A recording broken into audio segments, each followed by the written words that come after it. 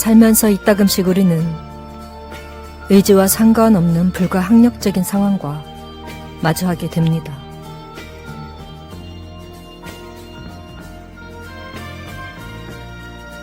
무기력한 존재의 회의를 느끼며 유안을 얻으려고 운명을 핑계 삼기도 하지만 그런다고 마음이 편해지는 것은 아닙니다.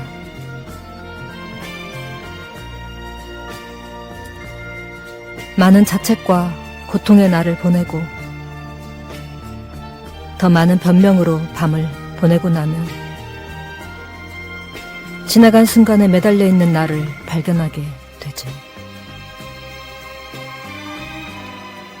그 순간은 지나갔지만 보내지 못한 마음만 남습니다.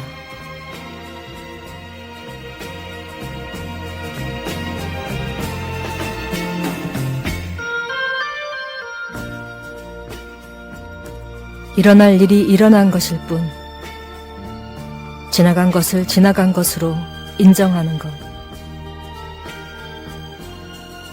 피해자의 포지션에서 벗어나 부정적인 감정에 함몰되지 않는 것. 그리하여 절망의 자리에서 다시 일어서는 것. 그것이 바로 지금 우리에게 필요한 과정입니다.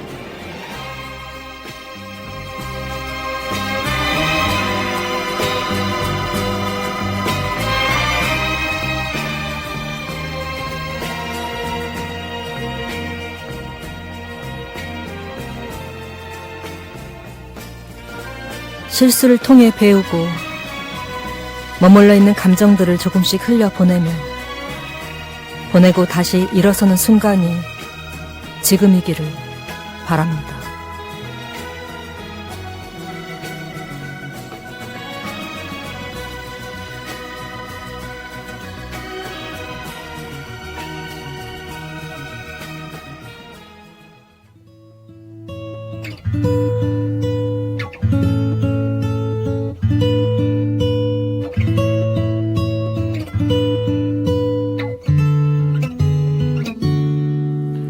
그대여 아무 걱정하지 말아요. 우리 함께 노래합시다. 그대 아픈 기억들 모두 그대여 그대 가슴에 깊이 묻어버리고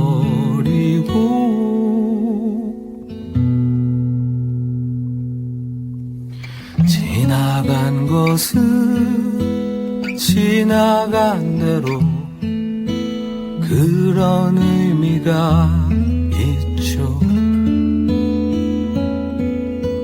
떠난 이에게 노래하세요. 후회 없이 사랑했노라 말해요.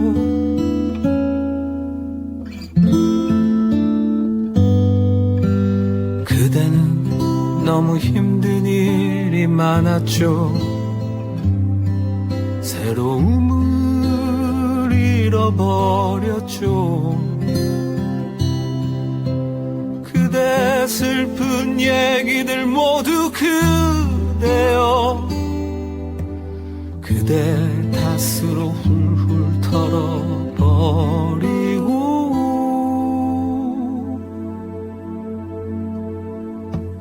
지나간 것은 지나간 대로 그런 의미가 있죠. 우리 다 함께 노래합시다. 후회 없이 꿈을 꿨단 말해요.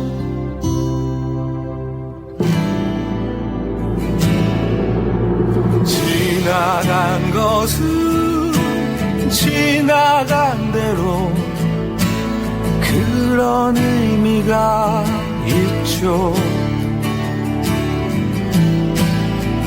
우리 다 함께 노래합시다. 후회 없이 꿈을 꿨단 말해요.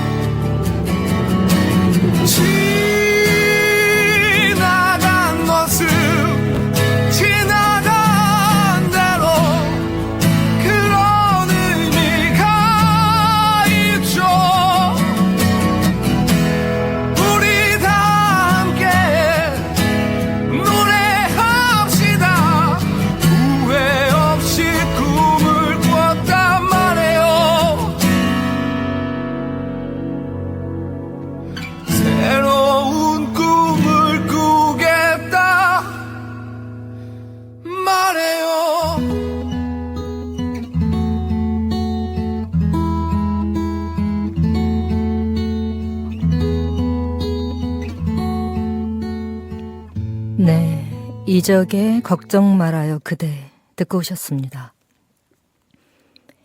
여러분은 지금 전주 공동체 라디오 FM 93.5MHz 친절한 지니 씨의 힐링 아트 도슨트와 함께하고 계십니다.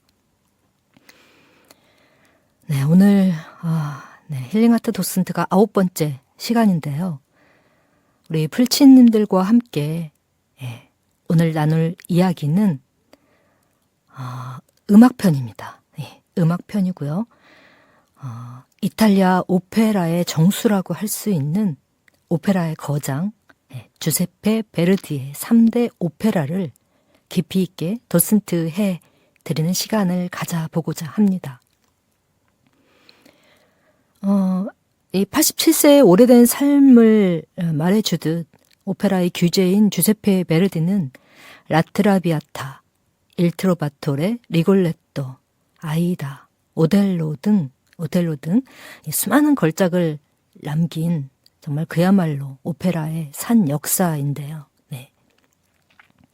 전설이죠, 이제. 레전드죠. 네. 그가 남긴 이 작품들은 단순히 오페라의 고전을 넘어 인간의 감정과 삶의 고통, 사랑, 희망을 깊이 있게 그려내서 지금도 수많은 사람들이 감동받곤 합니다.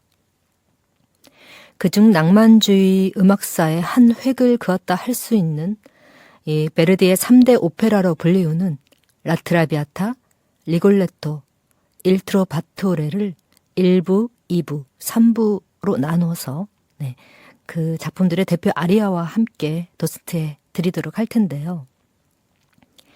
베르디의 음악이 주는 강렬한 감정과 아름다움을 함께 느끼면서 잠시나마 일상의 걱정에서 벗어나는 쉼을 찾을 수 있는 시간이 되셨으면 좋겠습니다. 자, 그럼 첫 번째 작품 1부 라트라비아타부터 시작해 볼까요?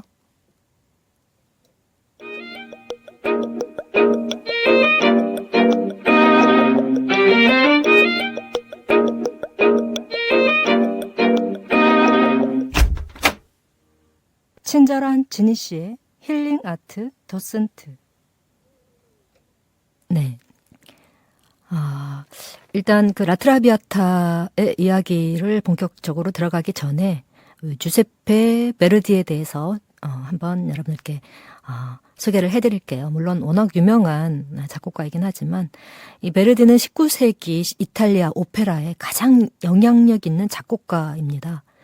이탈리아의 북부인 파르마현에서 조그마한 여인숙 겸 잡화상을 운영하는 아버지의 밑에서 태어났는데 이 어린 시절에 마을 교회에서 오르간을 배웠고 또 아버지의 유복한 친구였던 안토니오 베레치의 후원으로 1832년 고향을 떠나 밀라노에 가서 밀라노 음악원에 입학 시험을 보지만 이제 불합격합니다. 처음엔요. 믿어지지 않죠. 네. 하지만 베레치는 베르디가 밀라노에서 개인 교습을 받으며 작곡 공부를 할 수 있도록 물질적인 지원을 물심양면으로 지원을 해주었고 그 지원에 힘입어 점차 성장하면서 이 오페라 작곡가로서의 이름을 알리게 됩니다. 1834년 고향으로 돌아온 베르디는 음악 감독으로 일하면서 자신이 후연자였던 그 베레치의 딸 마르게리타와 결혼을 하고 밀라노의 화려한 오페라 분위기를 잊을 수 없었던 그 베르디는 1839년에 밀라노로 이주를 해서 산 보니파치오 백작 오베르토라는 작품을 상연해서 이제 호평을 받습니다. 하지만 이후 이 아내와 자녀를 이제 불행하게도 잇따라 병으로 먼저 보내고 왕국의 하루라는 작품의 상연도 완전히 실패를 하면서 시리에 빠져 지내며 작곡을 그만두려고까지 결심을 하지만 친구들의 격려와 도움으로 위기를 극복하고 다시 활발히 작곡 활동을 하게 됩니다. 이 시기에 완성된 것이 바로 오페라 나부코인데요.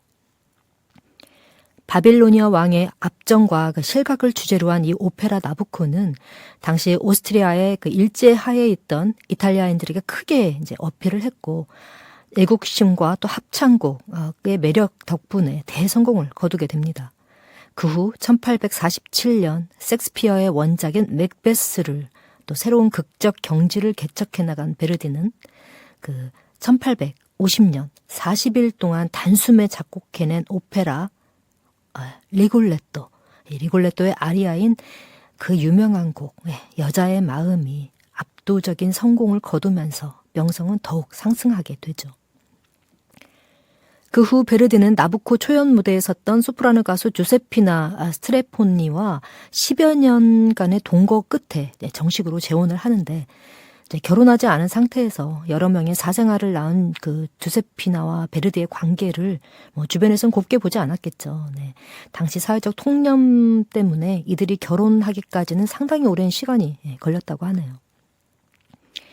1897년 폐렴으로 아내 주세피나를 또다시 잃고 1898년 성가 4편을 완성한 베르디는 1901년 밀라노의 한 호텔에서 88세를 일기로 생을 마감합니다. 베르디의 장례식에는 토스카니니의 지휘 아래 나부코의 히브리 노예들의 합창이 연주되었고 약 20만 명의 군중들이 모여서 그의 마지막 가는 길을 애도했다고 하는군요. 이렇게 짤막하게 짧은가요? 네, 베르디의 인생을 다 이 짧은 시간에 담기는 사실 힘들죠. 네, 베르디에 대해서 소개를 해드렸고요. 자, 본격적으로 일부 라트라비아타 들어가도록 하겠습니다. 이 라트라비아타는 19세기 그 파리 상류 사회의 남성을 상대하는 그 화류계의 여인 비올레타와 귀족 청년 알프레도와의 비극적 사랑 이야기를 그린 오페라입니다. 네, 소설 동백 아가씨를 바탕으로 오페라를 완성했고 그 베르디의 오페라 중 사회를 비판하는 내용을 담은 그 대표적인 작품이 바로 이 라트라비아타인데요. 당시 사회 최하위 계층이었던 이 화류계 직업 여성을 주인공으로 했다는 것부터가 이제 사회적으로 큰 논란이 되었고, 더군다나 귀족과의 그 만남이라는 스토리로 더 큰 비판을 받았던 작품이기도 하죠. 하지만 비판과 논란은 오히려 이 라트라비아타를 더 유명하게 만들었고, 극중 그 귀족 남자였던 청년이었던 알프레도와 비올레타의 그 합창곡인 듀엣곡인 그 축배의 노래는 모르는 사람이 없을 정도로 그야말로 메가 히트 넘버가 됩니다. 당시 1853년이라는 시대적 배경과 분위기로서는 너무나 혁신적이고 또 놀라운 스토리의 오페라이고, 아울러 등장인물 또한 파격적이었는데, 이 실제 비올레타 역을 맡았던 여가수가 이제 극중에서는 결핵에 걸려서 이 뼈만 남은 상태로, 뼈만 앙상하게 남은 상태로 죽는다는 그 이제 작품의 설정인데, 이 설정과는 다소 맞지 않게 이 여가수가 상당히 풍만한 그 몸매였다는 그런 지적과 함께 당시 감기에 걸려서 노래를 잘 부르지 못했다고 해요. 또 이러저러한 사연 등으로 인해서 초연에는 실패합니다. 실패를 하고, 하지만 대본과 또 주요 플롯 등을 조금씩 수정 보완해서 1년 후에 다시 공연을 재개를 했는데, 이제 거기서 이게 이제 성공을 거두죠. 그러면서 유럽 전역에서 또 대성공을 거두게 됩니다. 라트라비아타의 탄생은 작곡가 베르디 탄생으로 작곡가 베르디는 오페라의 거인, 오페라의 아버지라는 호칭으로 불리우며 낭만주의 음악의 거장으로 자리매김을 하게 되지만, 위에서 언급했듯이 당시의 그 시대상에는 맞지 않는 그 배역과 의상 등 자신이 원했던 모습이 아닌 그 사회가, 이 시대가 요구하는 작품으로 이제 어떻게 보면 재수정해서 거둔 성공이라는 점에서 사실 베르디 입장에서는 조금은 실망스러운 반쪽짜리의 성공이었다고밖에 할 수 없는데요. 당시 이탈리아 예술가들은 정치 또 사회적인 흐름에 상당한 검열과 또 영향을 많이 받았었지만, 베르디가 이들과 다른 점이 있다면 그의 오페라는 사회적인 부조리, 또 부정부패, 또 정치적인 성향을 여실히 비판하는 등 그의 주관적인 생각들을 이제 과감 없이 작품에 드러내었다는 점인데요. 그렇게 완성된 오페라를 다시 수정해야 하는 그런 수모를 겪기도 했지만, 대신 오랫동안 이 작품이 롱런을 하면서 높은 예술적 가치를 지닌 오페라로 거듭납니다. 시대적으로 로마가 중심이었던 당시 배경 때문인지 오랜 극장이 많아서인지 아님 뭐 이탈리아어의 어원 때문에 말이 많아서인지는 알 수 없지만 여튼 유달리 그 이탈리아 초창기에 굉장히 유명한 작곡가들이 많았던 것도 주목할 만한 이슈인 것 같습니다. 자, 그럼 줄거리를 오페라 이야기의 줄거리를 좀 1막, 2막 구성을 분류를 해서 이제 도슨트를 해드리겠습니다. 먼저 1막으로 들어가면요, 이 프랑스 파리 사교계를 주름잡는 이 화류계 여인 비올레타 발레리가 등장합니다. 비올레타는 파티에서 젊고 매력적인 귀족남 알프레도 제르몽을 만나게 되죠. 몸이 좀 많이 아팠던 비올레타는 손님들에게 이제 괜찮다고 이제 다독이고, 왜냐면 이제 몸이 좀 안 좋아 보니까 주변에 있던 손님들이 뭐 괜찮냐 이렇게 물어봤겠죠. 비올레타는 손님들에게 본인 몸 상태가 괜찮다고 이제 다독입니다.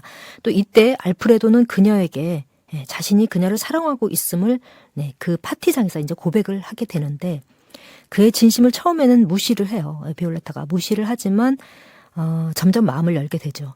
또한 자신이 만약 그의 그 사랑을 받아들였을 경우 이런 주변 자기 상황이나 자기의 어떤 신분이 어떻게 변할까라는 그런 상상도 해보면서 비올레타는 긍정적인 상상을 하지만 다시 또 이내 꿈속에서 깨어나듯 다시 원래의 또 행동을 하게 되는, 그러니까 이제 양가 감정에서 왔다 갔다 하는 거죠.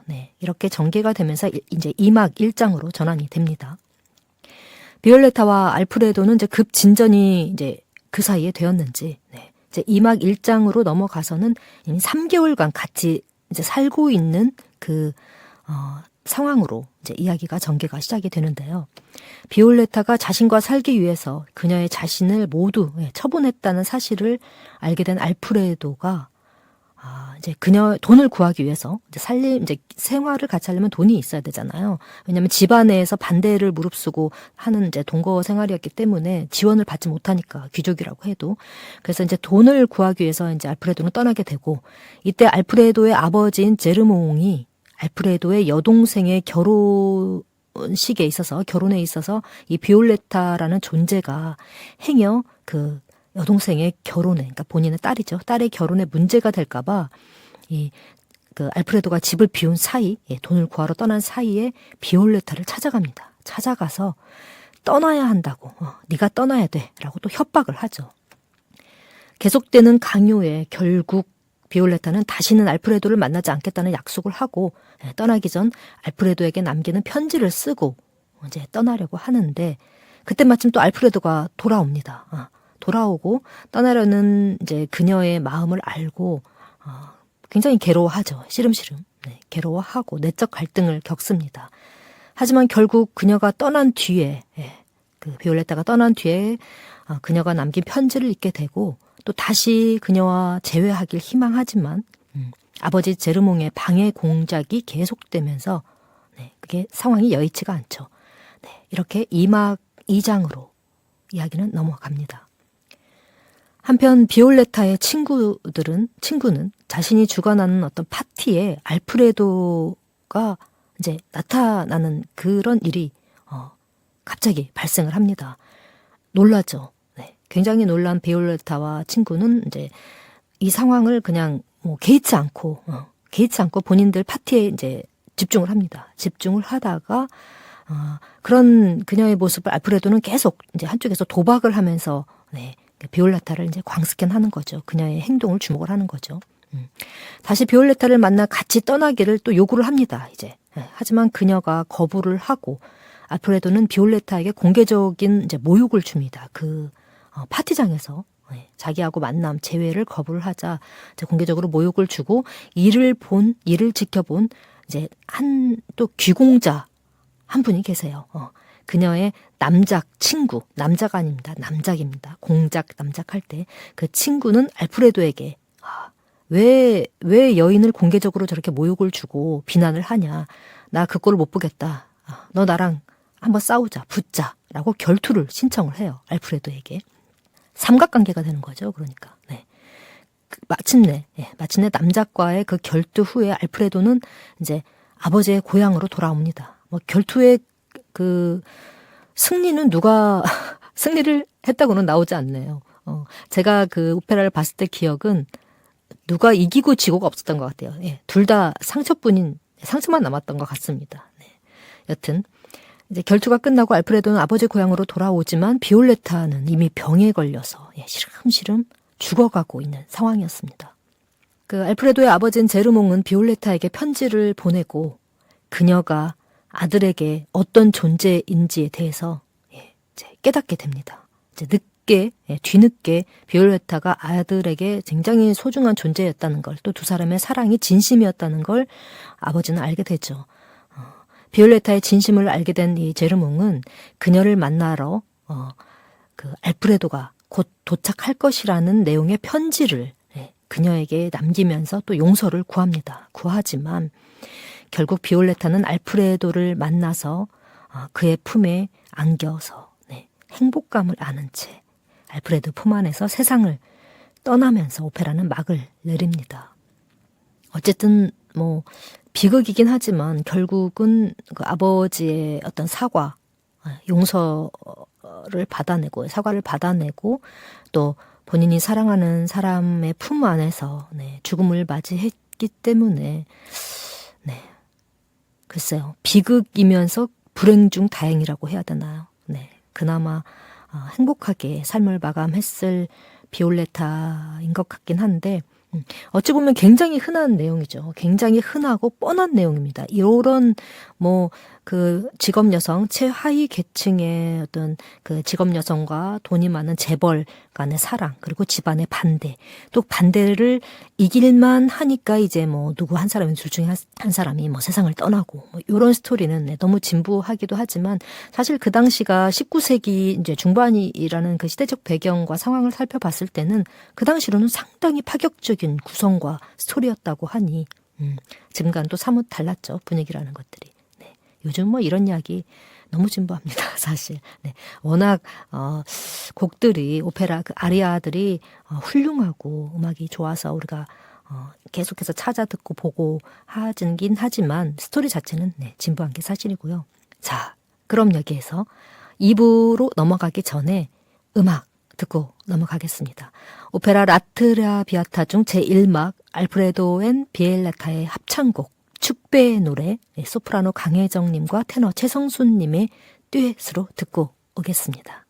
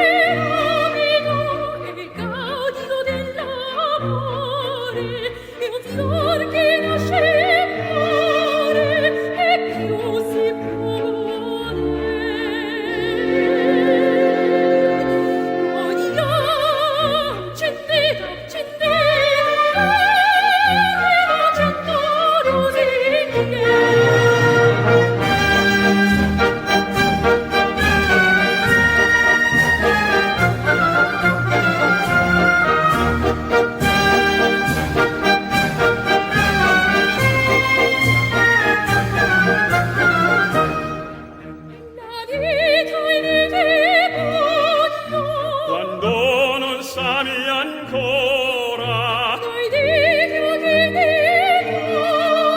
e il mio destin così odiamo la tazza che bacia in cantico la notte bella e vivo in questo paradiso riscontrare il mondo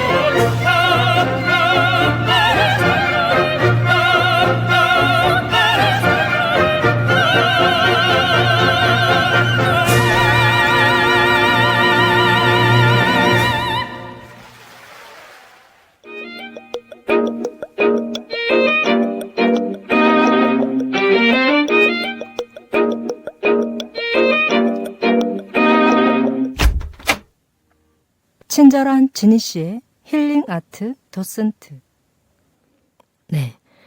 여러분은 지금 전주 공동체 라디오 93.5MHz 친절한 지니 씨의 힐링 아트 도슨트 그 9번째 이야기 음악편 네. 주세페 베르디의 3대 오페라와 함께 하고 계십니다. 아, 네. 축배의 노래. 베르디의 이름은 모르시는 분들이 있을 수 있으나 이 노래는 모르시는 분들이 거의 없죠. 네, 너무 많이 알려진 유명한 곡이라서 네, 신나네요. 자, 2부 넘어가도록 하겠습니다. 2부는 두 번째 작품 리골레토입니다. 네, 베르디 하면 또 이 리골레토를 빼놓으면 섭섭하죠. 네, 리골레토는 그 빅토르 위고의 희곡 방탕한 왕을 바탕으로 완성된 한 인간의 처절한 비극을 그린 오페라입니다.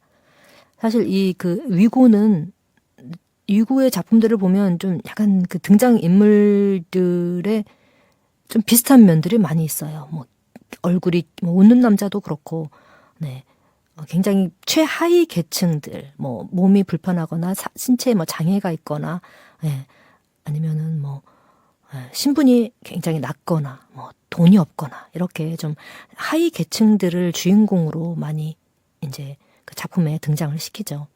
위고의 작품들은 거의 그런 것 같아요. 네. 어쨌든 이 작품도 비극인데요. 그의 29개의 오페라 중에서 16번째 작품으로 중기 오페라에 속하고요. 베르디가 오페라의 주류에서 그 혁신을 가한 작품 중 하나인데 원작이 방탕한 왕이에요, 제목이. 이 방탕한 왕은 이제 이 작품이 프랑스 무대에 올려졌을 때 내용의 부도덕함과 프랑스 군주를 방탕하고 또 타락한 모습으로 묘사했다는 이유로 네, 이제 상영이 금지가 되었다고 해요. 오페라로 무대에 올리고 싶었지만 이 검열에서 벗어날 수 없었는데 실제로 베르디가 활동한 시기의 검열은 그 오페라가 올려지려면 꼭 거쳐야 하는 통과 의례였다고 합니다. 아무래도 오스트리아의 그 지배하에 있던 이탈리아가 군주를 비하하는 그런 내용을 허용하는 것에는 좀 무리가 있었겠죠. 마치 우리나라 그 5060 그 시절의 모습을 보는 것. 갑자기 그 시절이 생각나네요. 물론 저는 그 시절에 안 살았나요? 안 살았나? 네. 살았나? 네. 어쨌든 그래서 베르디는 이 리골레토를 무대에 올리기까지 그 이탈리아 당국과 험난한 협상을 할 수밖에 없었는데 때문에 베르디는 프랑스 왕국의 배경을 이탈리아 만토바로 바꾸고 등장인물의 이름도 또 전부 바꿨다고 그래요. 그 밖에도 당시 엽기적이거나 그 외설적이라고 여겨진 장면들을 또 대거 이제 수정, 삭제를 하면서 결국은 이제 이렇게 어렵게 협상해서 간신히 무대에 이제 올렸다고 하는데 정말 이러면 예술 못하죠. 제 명치가 다 이렇게 숨이 막힐 정도로 답답하네요. 예나 지금이나 그렇군요. 이 리골레토의 원제도 원래 제목도 원래는 저주였다고 해요. 저주. 야, 제목부터가 좀 세긴 하죠. 이 역시도 이탈리아 정부가 국민에게 좋지 않은 영향을 끼친다고 판단을 해서 주인공의 이름을 또 바꾸라고 해서 바꾼 이름이 바로 리골레토로 된 거라고 합니다. 훨씬 낫죠. 저주보다는 낫습니다. 리골레토. 갑자기 이 얘기가 나오니까 이제 그 생각이 나는데 그 전두환 씨 집권 시절에 이른바 그 민중 가요를 부르는 가수들과 노래를 심하게 이제 검열을 하면서 이제 금지곡이라는 명목하에 노래도 못 틀고 또 부르지도 못하게 했던 그런 시절이 있었잖아요. 제가 이제 그 금지곡으로 분류된 곡들을 이렇게 살펴보니까 그 이유가 정말 기가 차더라고요. 예를 들어서 혜은이님의 제3한강교 같은 곡도 금지곡이었다는데 네, 그 가사 중에 네, 이런 부분이 있습니다. 어제 처음 만나서 사랑을 하고 우리들은 하나가 되었습니다. 하! 죄송합니다. 네, 아무튼 뭐 이렇게 되는 그 부분이 있는데 네, 굳이 제가 또 노래를 한다고 예, 그냥 읊기만 하면 되는데 네. 요 가사 부분이 아니 어째서 처음 만났는데 예, 어제 처음 만났는데 사랑을 하고 거기다가 또 그렇게 빨리 하나가 되냐. 이거 되게 너무 외설적이고 선정적이다. 뭐 요즘 자라나는 꿈나무 청소년들이 이걸 보고 이 가사를 이 노래를 듣고 뭘 배우겠냐. 그렇게 인스턴트 같은 사랑 이런 거는 사회에 부정적인 영향을 끼친다라는 네, 정말 얼토당토하는 이유를 갖다 대서 네, 이거를 또 이 곡을 금지곡을 했다고 하고 또 제가 어떤 분 노래인지는 잘 기억이 안 나는데 가사 중에 이런 부분이 있다고 해요. 묘지 위에 둥근 해는 떠오르고 네, 묘지 위에 둥근 해는 떠오르고라는 그런 가사 부분이 있었는데 아니 그러니까 그 둥근 해가 누구를 상징하는 거냐. 그러니까 둥근 해 이꼬르 대머리를 말하는 거 아니냐. 대머리라면 우리 각하인데 우리 각하머리인데 게다가 묘지 위에 떠오르는 대머리라면 지금 우리 각하를 시해하겠다는 거냐 죽으라는 거냐 대체 그 가사의 의도가 뭐냐 하면서 네, 꼬치꼬치 하나하나 이유를 말도 안 되는 이유를 갖다 붙이면서 네, 이 곡 또한 그 곡 또한 네, 금지곡으로 또 낙인을 찍었다는 제가 그 얘기를 들은 게 지금 갑자기 생각이 납니다. 네, 무슨 얘기하다 말았죠? 네, 그 이탈리아 정부에서 이 검열 때문에 이 리골레토라는 제목이 원래는 저주에서 이렇게 바뀌었다는 그 부분, 네, 그 검열 부분에 대해서 얘기하다가 네, 갑자기 또 이게 의식이 또 네, 삼천포로 잠깐 다녀왔습니다. 어쨌든 그래서 이야기는 왕의 그 방탕함보다는 아버지의 비극에 초점이 맞춰졌고 검열이 없었다면 지금 우리는 어떤 리골레토를 마주하게 됐을지는 모르지만 어쨌든 검열과의 타협으로 오늘날 베르디 중기의 3대 걸작이라 불리우는 리골레토를 감상할 수 있게 되긴 되었네요. 네, 어쨌든 자 그럼 이제 리골레토의 줄거리를 또 말씀을 드려야 되죠. 네. 리골레토의 원작자인 빅토르 유고는 트리볼레 리골레토에 대해서 그는 기형의 불구이자 병든 몸 또 왕실의 광대이며 이 삼중의 비참함으로 인해 사회에 적의를 가득 품고 있는 인물이다라고 묘사를 합니다. 아무래도 자기 몸이 이제 이렇게 기형이고 불구고 하면 주변에서 뭐 왕따도 많이 당할 테고 놀림도 많이 당하고 그러다 보면 사람이 좀 대인 관계나 사회생활에 있어서 움츠러들고 또 적의를 품을 수는 있죠. 네. 그래서 비참한 모습의 리골레토는 세상을 저주하고 미워하며 이 약한 자를 파멸에 이르게 하는 인물이면서 공작을 타락시키고 또 즐거움을 얻기도 하는 약간은 좀 삐뚤어진 인물로 네, 이제 묘사가 됩니다. 이렇게 타인의 불행을 발판으로 살아가는 리골레토는 그를 혐오하는 귀족들의 계략으로 사랑하는 딸 질다를 공작에게 바치게 돼요.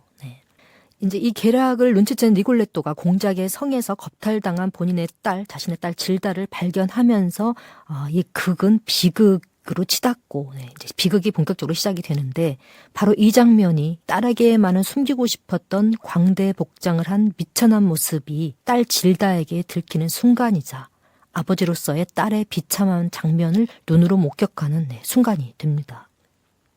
그런데 리골레토의 불행은 여기서 끝나지 않아요. 공작에게 복수를 결심한 리골레토는 그러나 공작을 사랑해서 대신 죽음을 선택하는 질다와 마주치고 맙니다. 공작은 진심이 아니었는데 순진한 질다는 공작을 진심으로 사랑하게 된 거죠. 이 무슨 운명의 장난이란 말입니까? 시체가 들어있는 자루 안에서 리골레토는 질다를 발견하게 되고 발견한 순간 그 처참한 비극의 순간을 맞이하게 됩니다. 결국 리골레토는 세상을 향한 모든 저주의 화살을 자신이 돌려받는 비극의 절정에 서게 되죠. 주인공의 건성징악의 이론과는 전혀 다른 스토리의 전개로 비극적인 결말을 맞는 반전 오페라이기도 한데요. 오페라의 극단적인 비극에 비해 아리아는 정말 너무나 아름답고 또 경쾌한 곡들이 아주 많습니다. 대표적인 아리아 몇 곡과 그 줄거리 잠깐 살펴보면요. 먼저 1막 1장의 만토바 공작의 아리아인 이 여자나 저 여자나라는 곡이 나오는데 이 곡은 연회가 열리는 그 호화로운 방에 등장한 만토바 공작이 자기가 이제 눈여겨둔 처녀에 대해 이야기를 하고 또 곧바로 그의 호색한적인 여성 취향이 드러나는 아리아를 부르게 되는데 그때 부르는 노래가 바로 이 여자나 저 여자나입니다. 네. 이 여자 저 여자 다 내 여자다 뭐 이런 내용이에요. 네. 맞습니다. 네. 리듬도 유쾌하고 또 가사 역시 재밌는데 방금 말씀드린 대로 진정한 사랑이란 없고 나한테 진정한 사랑이란 없고 모든 여자가 이 여자도 내 여자 저 여자도 내 여자 네. 자신에게는 다 같다라는 네. 아주 네. 땡땡땡 같은 내용을 담고 있는 아리아입니다. 네. 땡땡땡은 욕은 아닙니다. 네. 과다한 상상은 금지입니다. 불치님들. 네. 다음 네, 이 리골레트 하면 또 빼놓을 수 없는 곡이 여자의 마음이죠.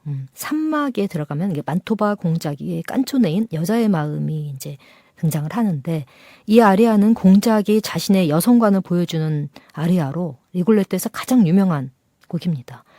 우리나라 그 땡땡마트라는 광고에서 부부가 함께 나란히 그 장을 보면서 네, 뭐 이것저것 살림살이를 사면서 이제 이 노래를 서로 주고받는 그런 광고였던 걸로 기억하는데 상당히 많이 익숙한 곡이죠.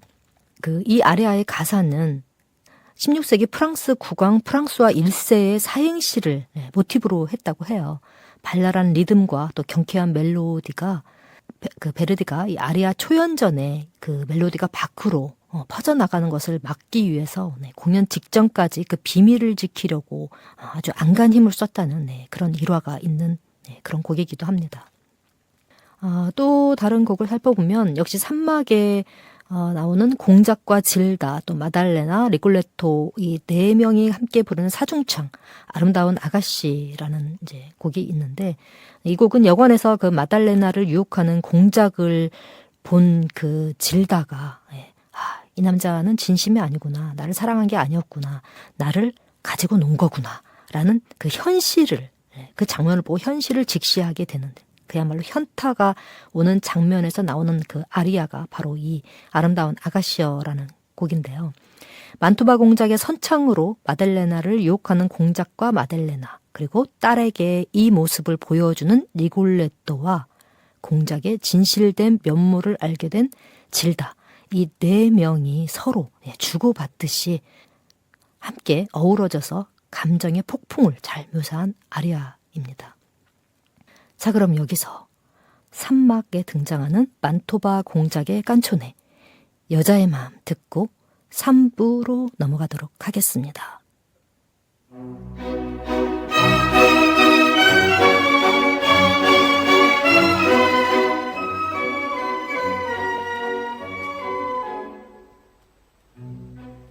La donna è mobile, qual piuma al vento, muta d'accento e di pensiero. Sempre una amabile, leggiadro viso, il pianto il riso e menzognero. La donna è mobile, qual piuma al vento, muta d'accento pensier di pensier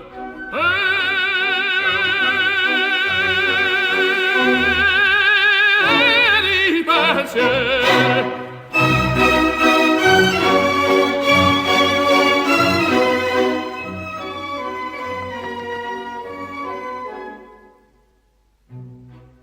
è sempre misero chi a lei s'affida, chi le confida, mal cauto il core, pur mai non sentasi felice appieno, chi in su quel seno non li va amore. La donna è mobile, qua più malevento, muta d'accento e di pensier, e di pensier,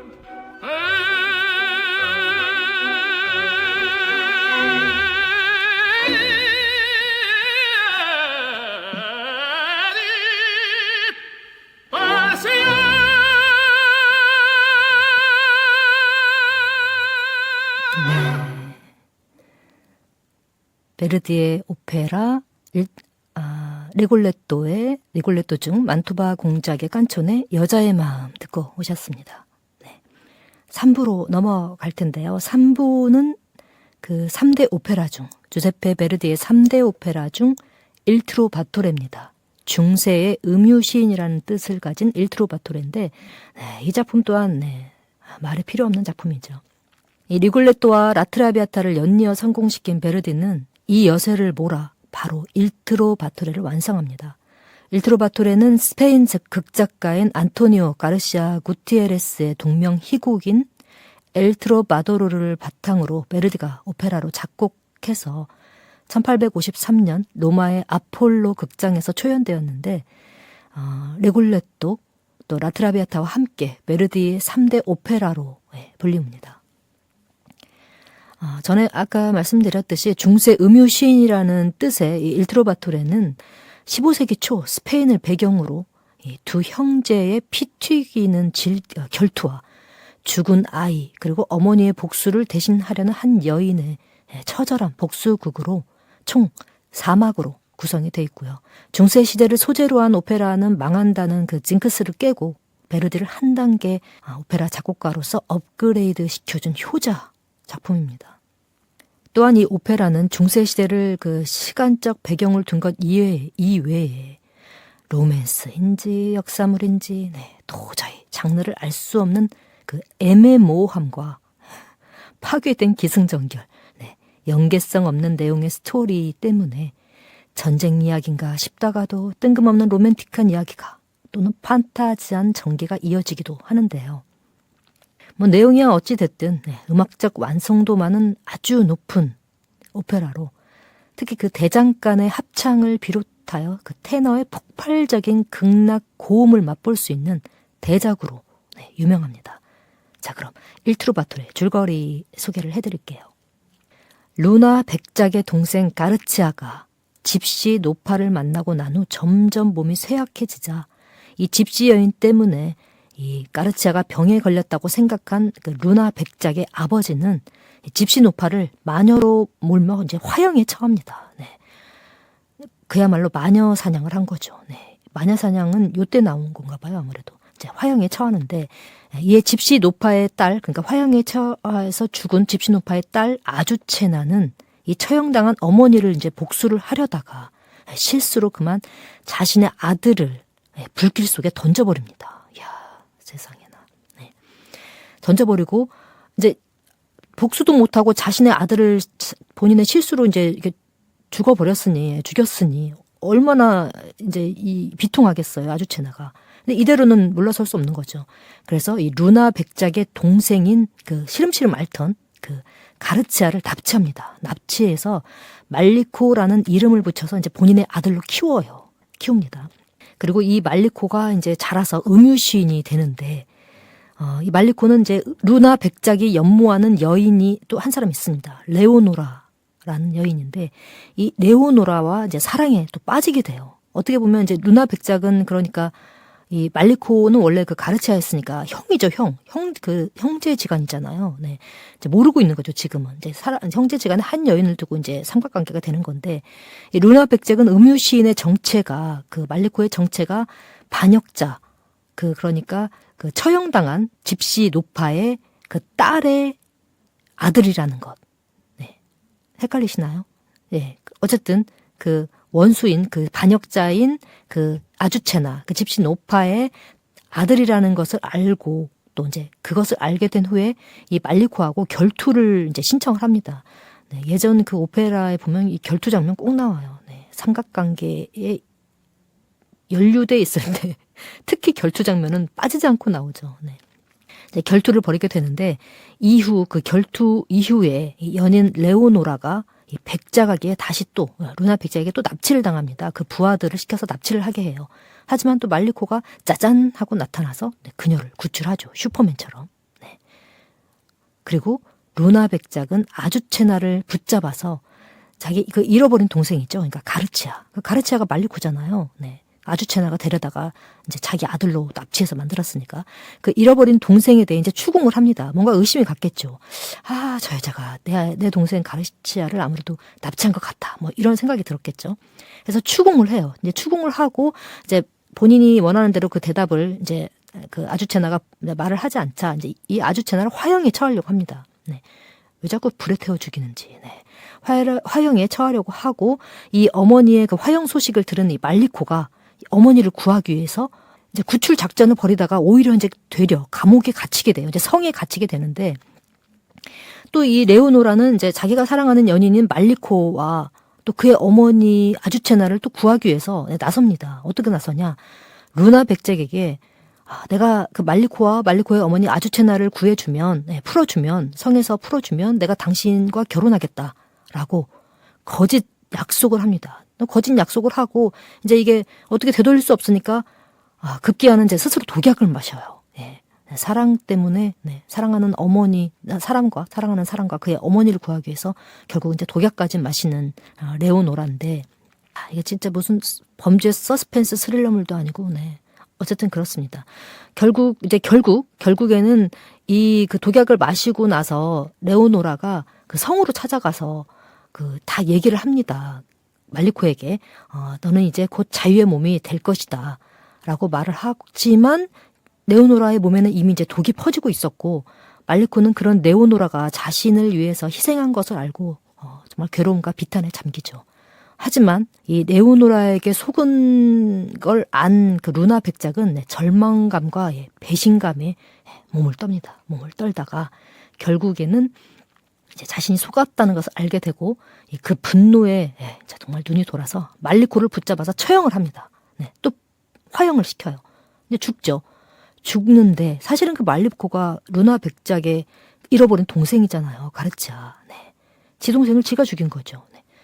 아주체나는 말리코가 루나 백작이 찾던 그 백작의 친동생인 가르치아임을 거기에서 밝히면서 복수의 완성을 부르짖으면서 오페라는 이제 막을 내립니다. 저는 이제 결국은 이제 비극이죠. 이게 이제 이렇게 막은 내리지만 사실 이제 그 이후에 저 나름대로 궁금한 게 있더라고요. 어쨌든 말리코가 원수의 그 동생이고 아들이긴 했지만 어려서부터 본인이 이제 납치해서 데려다가 본인 아들로 키웠단 말이죠. 키우고 또 이제 아무래도 자식은 뭐 낳은 정보다는 기른 정이라고 정이 들었을 텐데 아무리 그래도 그 말리코가 잡혀서 처형당하고 하는 상황에 이 아주체나가 아무렇지도 않았을지 감정의 동요가 없었을지 저는 사실 그런 생각을 하게 됐는데 뭐 당연히 동요 있습니다. 그 성에 갇혀가지고 그 루나 백작이 그 두 사람을 성에 가둬 놓았을 때 그 말리코가 어머니를 위로합니다. 왜냐하면 아주체나가 자신도 어머니처럼 이제 불길 속에서 화형당해 죽을 것을 생각하면서 이제 두려움에 떨고 있고 그런 말리코 어머니 아주체나를 이제 말리코가 위로를 하죠. 또 그때 두 사람은 이제 집시 마을에서 행복하게 지내던 시절을 회상하면서도 듀엣을 부르기도 하는데 아무튼 그러니까 분명히 원수의 아들이지만 말리코에 대한 사랑과 애정은 있었던 거죠. 아주체나도 어쨌든 기른 정이 있으니까.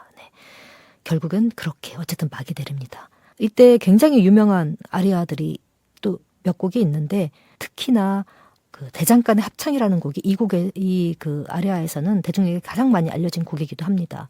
또 마지막에 그 불길 속에 말리코가 화형을 당할 때 그 장면에서 또 그 말리코가 너의 친동생인 가르치아다라는 걸 밝히는 장면에서 이제 부르는 그 불길은 타오르고라는 아리아도 상당히 유명한데 시간 관계상 모든 음악을 두 곡을 보내드리고 싶지만 그렇게 안 될 것 같아서 가장 많이 알려지고 유명한 곡 일트로 바토레 중 대장간의 합창 듣고 다음 순서 이어가도록 하겠습니다.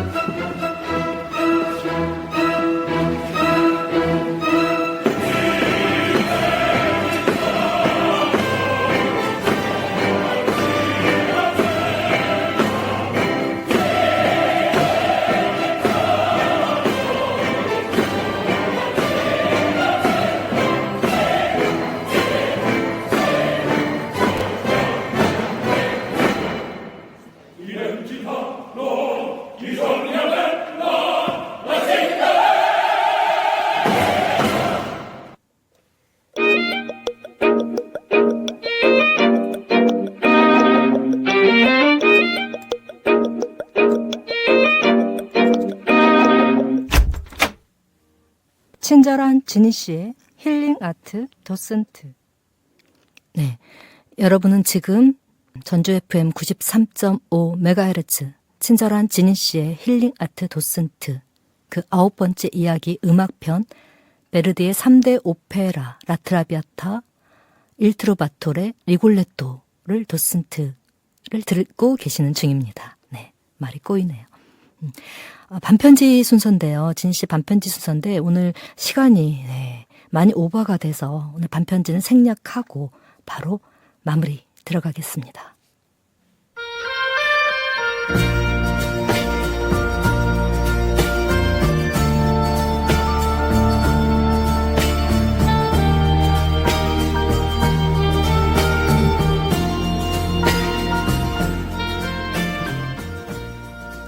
친절한 지니 씨의 힐링아트 도슨트 그 9번째 이야기 음악편 낭만주의 음악사의 한 획을 그었다 할 수 있는 베르디의 3대 오페라 라트라비아타, 리골레토, 일트로바토레와 함께 했습니다.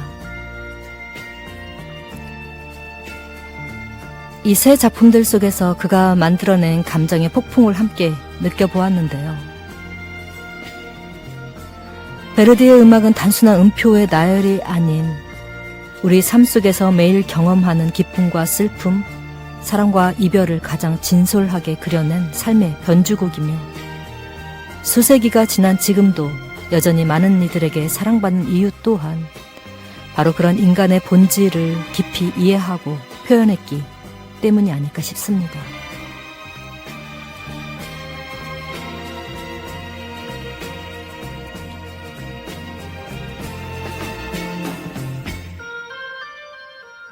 각 작품이 담고 있는 사랑, 고뇌, 희생은 단순히 그 시대에 머무는 것이 아닌 시대를 초월해 우리 마음속에 깊은 울림을 주는 힘이 있는 것 같습니다.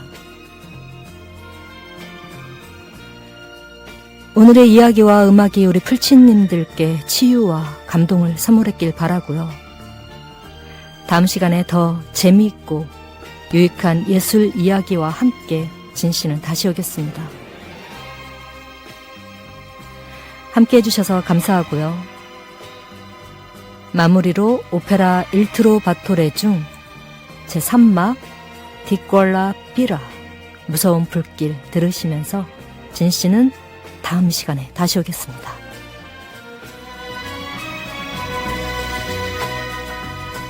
감사합니다. 덕분입니다.